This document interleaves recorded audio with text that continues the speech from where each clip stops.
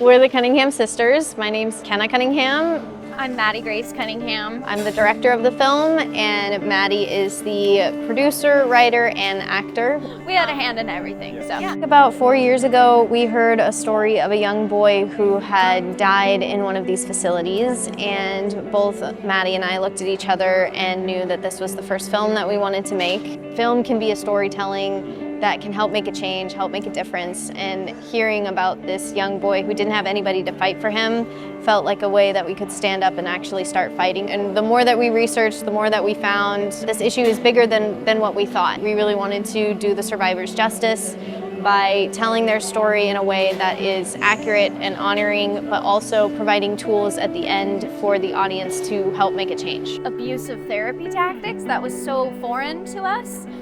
So the more we researched it, the more we're like, this is beyond. We have to get this out. So we have read so many stories that have blown our minds, and we've learned that this issue is not as black and white as it may seem. A lot of people like to turn and maybe blame parents for sending their kids to these programs, but there's actually a lot of parent manipulation that goes into it. This is a for-profit industry, like a $23 billion for-profit industry, which money is such an issue, and that greed is what turns these programs that may start with a good heart into something really wrong. Hopefully those action items of learning more, giving towards the cause, or even volunteering your own time will keep informing us how we can keep preventing this long term and not just shut one thing down, but how can we make a long-term impact. So we partner with an organization called Unsilenced, who is helping support survivors that are coming out of these programs. They provide legal support as well as just any practical ways to come back and reintegrate into everyday life. There are kids that need help or support or therapy, and so that's been a big thing too when we talk to different survivors saying like, I needed help, I needed something. So we really, our heart in this film is also not for people just to shut everything down, but to provide really good and healthy tools. Thank you so much, Kenna and Maddie. We're so excited to go in there with you guys. Thank you for doing this. Thank you.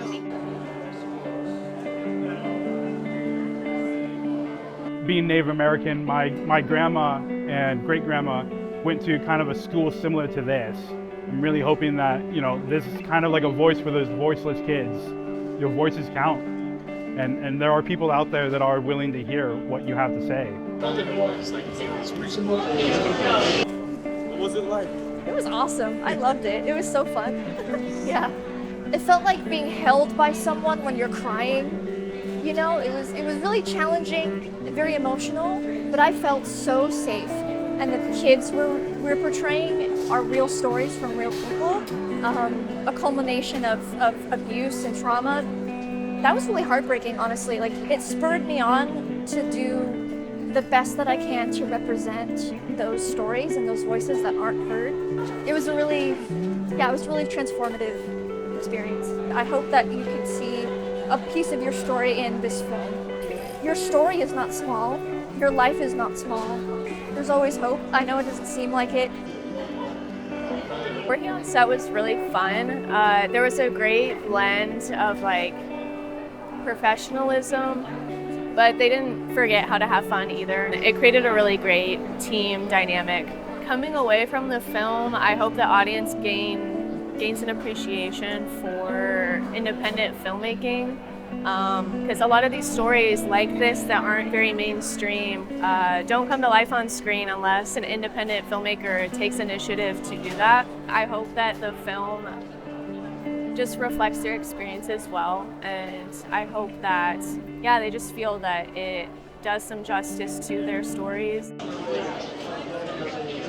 It was so much fun working with the Cunninghams and just this really tight-knit crew. So we got to know each other really well and come together as a team to make this film happen.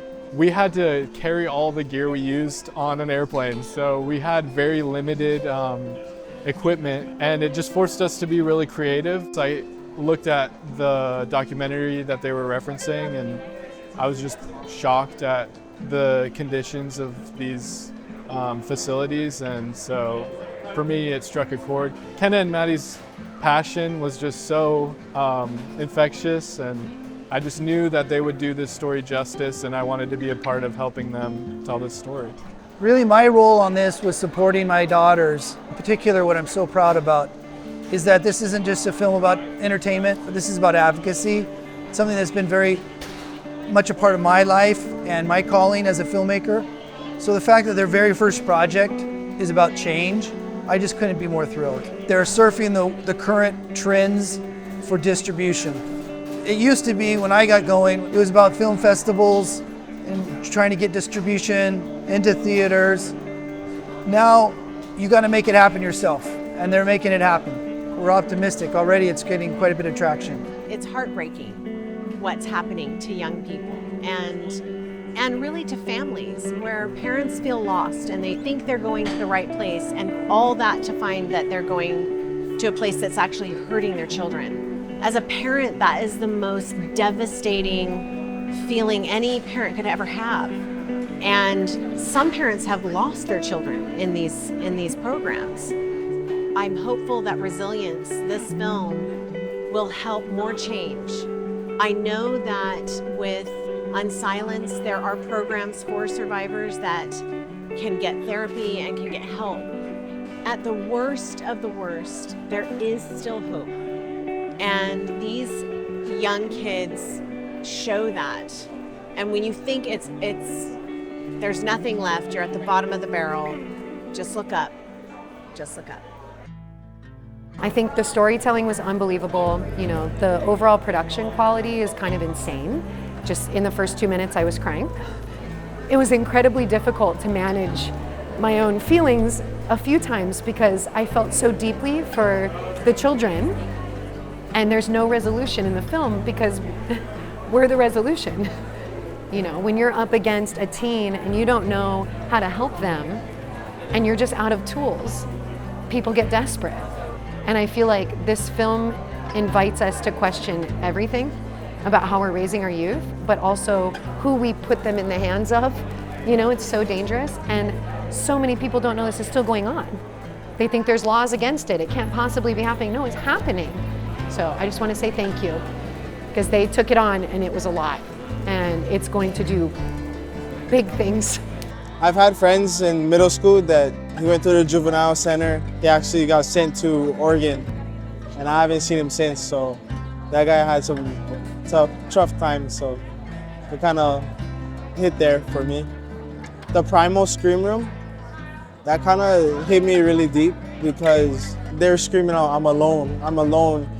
It can really mess you up, and like that got to me because there was times in my life I felt that too, and there was times I cried out and I was by myself, but I found great people. I thought it was amazing, first of all. The awareness thing is fantastic. I was involved with family counseling, and I've been involved with juvenile delinquents and runaways, but I am so happy somebody made a movie of awareness of this because it is rampant, and I think the problem is bigger than people realize. This is such an important film for people to see. It's beautifully put together in a very, very difficult storyline. It'll move your heart, it'll break your heart. There are some scenes you won't want to see, but you must understand that this is the reality that young men and young women are going through, and we need to be aware to be agents in the helping them to break these cycles of destructive systems. This is time for us to be aware and take action. Maddie got me in tears during the I'm Alone. And I think it touched me just even in awareness of how we treat people in general, whether they're in an institution or not. When we live in such a generation that's selfish and doesn't really care, it doesn't seem to care. So to see a generation step out and say, I care, and I don't care about the money, but I'm gonna make a stand. And I think that's really powerful. Definitely, 17 and over. I think very powerful. I think powerful for everyone, but especially for those that work in foster care systems, those that work with adoption, those that work with troubled kids. I would say even juvenile prisons. Yeah, many people I think should see it.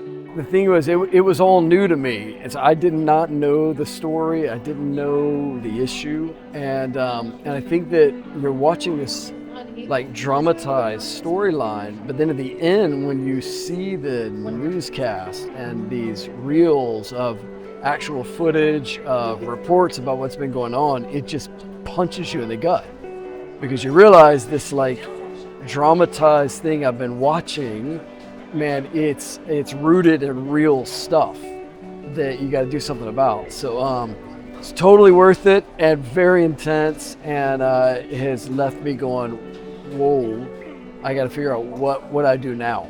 This film gave me hope. I learned a lot. I'm very thankful, and I have hope for our next generation coming up, that they care about people. I can't believe how much time they invested in something that matters, in a story that people don't know about. I didn't know. Just thank you. Thank you for all the time you spent, all the time you gave, and everything you did to make this happen.